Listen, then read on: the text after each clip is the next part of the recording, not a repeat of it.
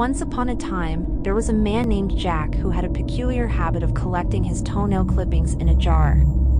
He kept the jar hidden away in his closet, and over the years, it grew to be quite a large collection. One day, Jack started to notice strange things happening around his house. Objects would move on their own, doors would slam shut, and he could hear faint whispers coming from the walls. At first, he thought he was just imagining things, but the strange occurrences continued to escalate. One night, as he was getting ready for bed, Jack heard a loud banging coming from his closet. He cautiously opened the door and was horrified to see that the jar of toenail clippings had been knocked over, and the clippings were wriggling around on the floor like tiny, ghostly creatures. As he watched in terror, the toenail clippings began to move towards him, skittering across the floor like spiders. Jack tried to run, but the clippings seemed to be everywhere, blocking his path and surrounding him on all sides.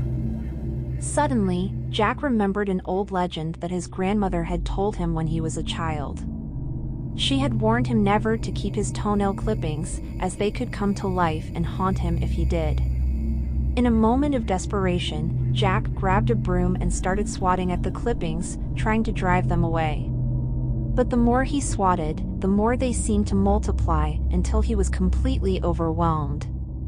In the end, Jack was never seen again, and his house remained abandoned for years.